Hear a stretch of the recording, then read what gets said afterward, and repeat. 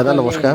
Election হলে আপনার main issue দিলা মেইন ইস্যু হলো ডেভেলপমেন্ট অফ বরখলা ডেভেলপমেন্টের সর্বাঙ্গীন উন্নতির কারণে আমরা বরখলাতে ঝাঁপাইয়া পড়তাম।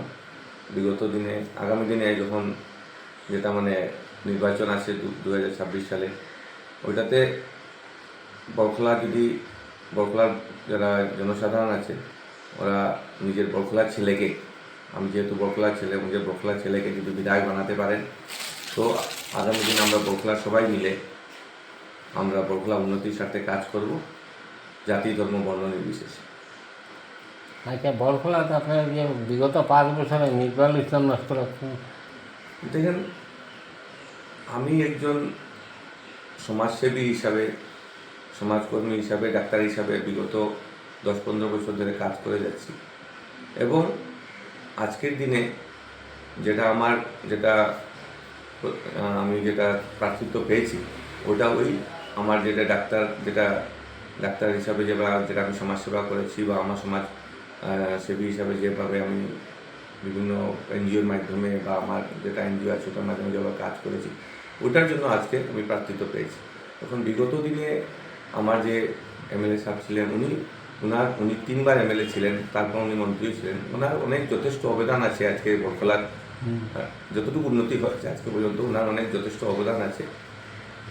বিগত 10 বছর ধরে বিজেপি সরকার চলছে আসামে, ওটাতে অনেক দুঃখ কষ্টের মধ্যে উনি সমষ্টিতে কাজ চালিয়ে যাচ্ছেন। ওটা আমাদেরকে সম্মান জানাতে হবে এবং আগামী দিনে কীভাবে আমরা ডেভেলপমেন্টাল কাজ করব ওটা আমাদেরকে দেখতে হবে। আচ্ছা, আপনার বরখলার টোটাল ভোটার কতজন আছে?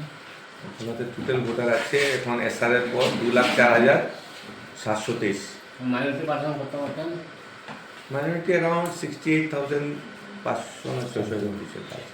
আচ্ছা, আপনি যদি ভোটে জয়ী হন, আপনার প্রথম কীটা কাজ হবে? দেখেন, বরখলাতে অনেক কটা সমস্যা আছে। সবচেয়ে বেশি সমস্যা আমি যা দেখেছি, রাস্তাঘাটের সমস্যা আছে, রোড কানেক্টিভিটির সমস্যা, তারপর হলো জলের সমস্যা। বিভিন্ন জায়গায় যাবে, পিএইচি আছে, পিএইচিতে জল আসে না, বিভিন্ন প্রকল্প আছে যেটা জল জীবন মিশন ফেল হয়েছে। এটা তো সেন্ট্রাল গভর্নমেন্ট প্রজেক্ট।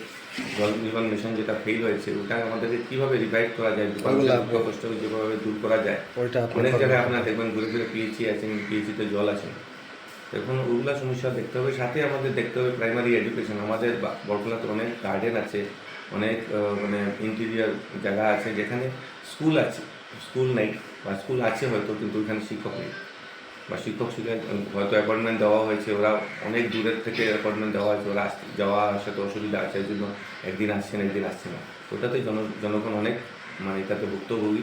এর সাথে আমাদের হসপিটালস যেগুলো ছোটো ছোটো প্রাইমারি হসপিটালস আছে ওগুলাতেও আমাদের প্রাইমারি ট্রিটমেন্টের অভাব আছে, যেহেতু ডাক্তাররা নেই এখানে, বা আপনার ওখানে ডাক্তাররা না থাকাতে ওখানে যারা আপনার অন্য প্যারামেডিক্যাল স্টাফ আছে ওরা হসপিটাল চালিয়ে যাচ্ছে। তো ওই যে সমস্যা